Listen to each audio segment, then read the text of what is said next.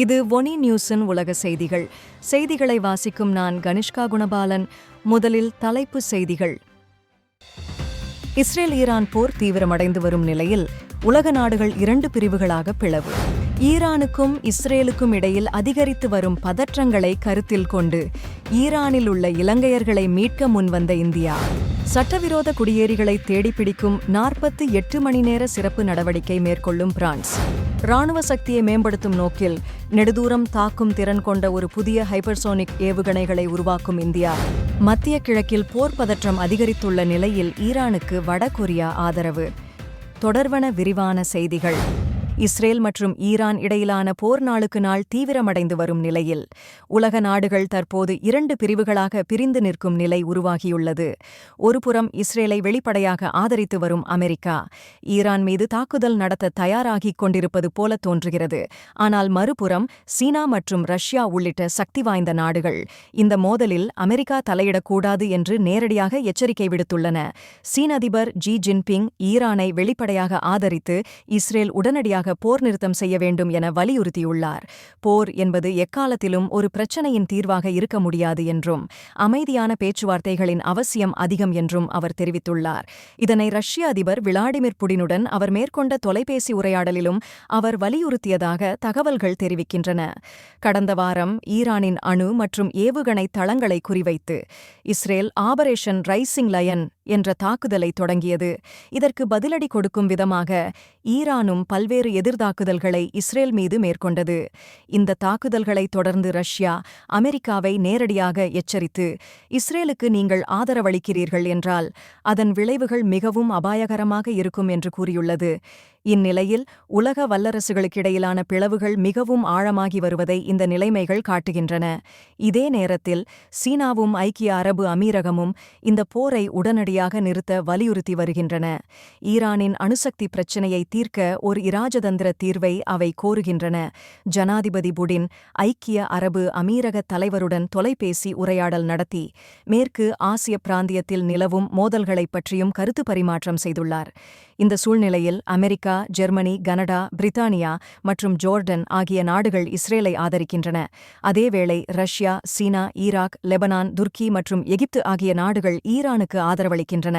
தற்போது மத்திய கிழக்கு பகுதி முழு போருக்குள் இழுக்கப்படும் என்ற அச்சம் உலகளாவிய ரீதியில் பரவி வருகிறது.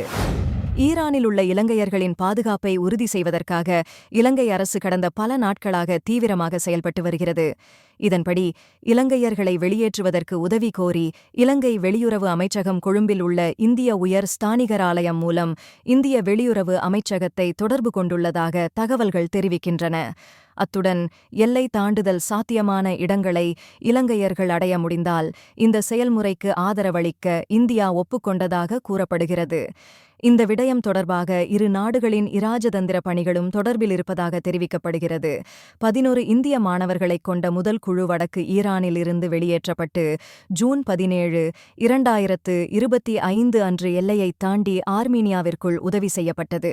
பின்னர் ஜூன் 19 அதிகாலையில் எரெவனில் இருந்து புது டில்லிக்கு விமானம் மூலம் அனுப்பப்பட்டது. பிரான்சில் சட்டவிரோத குடியேறிகளை தேடுவதற்காக 48 மணி நேரத்திற்கு திட்டமிடப்பட்ட சிறப்பு நடவடிக்கை தீவிரமாக முன்னெடுக்கப்பட்டு வருகிறது. இந்த சோதனைகள் தொடர்ந்துகள், பேருந்துகள் மற்றும் முக்கியமான பயணத் தளங்களில் நடப்பதால் குறிப்பாக வதிவிட அனுமதியில்லாத தமிழர்கள் தங்களது நடமாட்டங்களை குறைத்துக் கொள்ளும் நிலை ஏற்பட்டுள்ளது. இந்த சிறப்பு நடவடிக்கைக்காக நாட்டின் உள்துறை அமைச்சகம் 4000க்கும் மேற்பட்ட அதிகாரிகளை ஈடுபடுத்தியுள்ளதாக உள்துறை அமைச்சர் புருனோ ரீடெய்லியூ தெரிவித்துள்ளார். தமிழர்கள் அதிகமாக வாழும் மற்றும் வணிகம் நடத்தும் பகுதியாக விளங்கும் லா சப்பல் அருகிலுள்ள கார்த்நோட் உள்ளிட்ட இடங்களில் சோதனைகள் மேலும் தீவிரமாகி வருகின்றன. இதற்கு முந்தைய மாதத்தில் நடைபெற்ற 2 நாட்கள் நீடித்த அதிரடி நடவடிக்கையில் 750க்கும் மேற்பட்ட சட்டவிரோத குடியேறிகள் கைது செய்யப்பட்டமை குறிப்பிடத்தக்கது. அந்த அனுபவத்தின் தொடர்ச்சியாக தற்போது மீண்டும் 48 மணி நேர சோதனை நடவடிக்கை மேற்கொள்ளப்படுகிறது. ஐரோப்பிய ஒன்றியத்தின் செங்கன் உடன்படிக்கையின் கீழ் பயண கட்டுப்பாடுகள் இல்லாததால் பல்வேறு கிழக்கு ஐரோப்பிய நாடுகள் மற்றும் இத்தாலி வழியாக பிரான்சுக்குள் சட்டவிரோத குடியேறிகள் செல்வது வழக்கமாகிவிட்டது. அவர்களில் பெரும்பாலானோர் பின்னர் ஆங்கிலக் கால்வாயை கடந்து பிரித்தானியாவுக்குச் செல்ல முயற்சிக்கின்றனர்.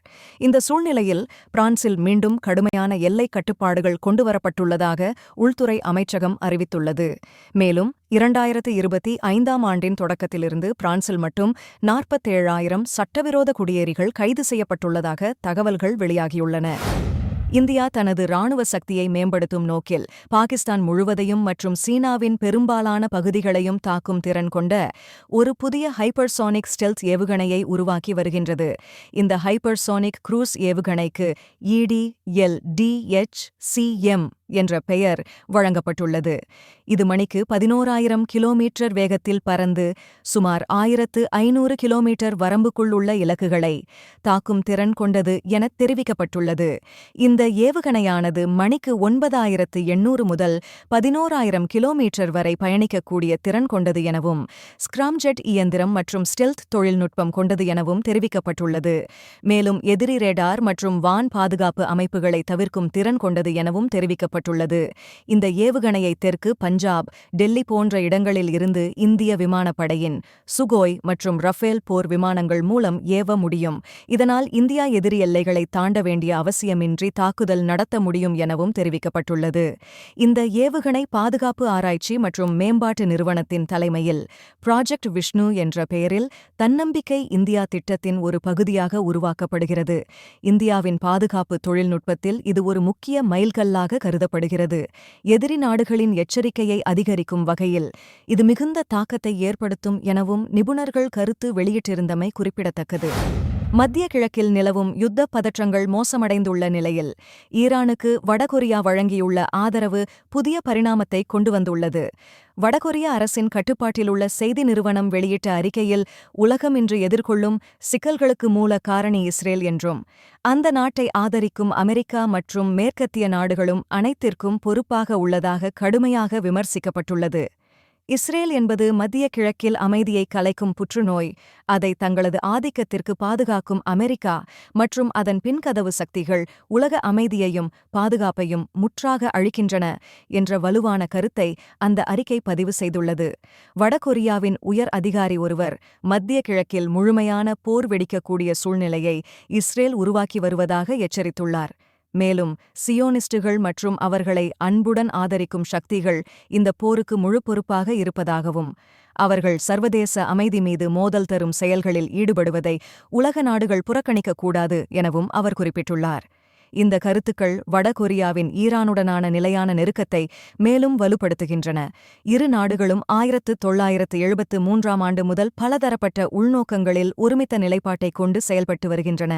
இரு நாடுகளும் தங்கள் அணுசக்தி திட்டங்கள் மற்றும் இராணுவ மேம்பாடுகள் காரணமாக மேற்கத்திய நாடுகள், குறிப்பாக அமெரிக்கா மற்றும் ஐரோப்பிய நாடுகளால் கடுமையான பொருளாதார மற்றும் அரசியல் தடைகளுக்கு உள்ளாகி வருகின்றன என்பது குறிப்பிடத்தக்கது.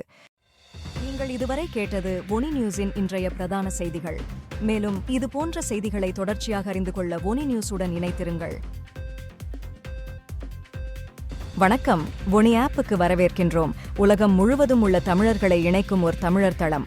உங்களுக்கு அருகில் நடைபெறும் கலாச்சார நிகழ்வுகளை காணவும், உலகெங்கிலும் உள்ள தமிழ் மக்களுடன் உங்கள் நெட்வொர்க்கை விரிவாக்கவும், தமிழ் கலாச்சாரத்தின் பரந்த மரபுகளை அறிந்து கொள்வதுடன் செய்திகள், அருகிலுள்ள வியாபார நிலையங்கள், நாணய மாற்று வீதங்கள் மற்றும் உலகம் முழுவதும் உள்ள தமிழர்களை ஒன்றிணைக்கும் வகையில் பல்வேறு அம்சங்கள் உள்ளன.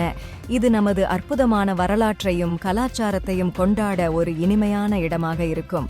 இப்போதே ஒனி ஆப்பை பிளே ஸ்டோர் அல்லது அப் ஸ்டோரில் டவுன்லோட் செய்யுங்கள்.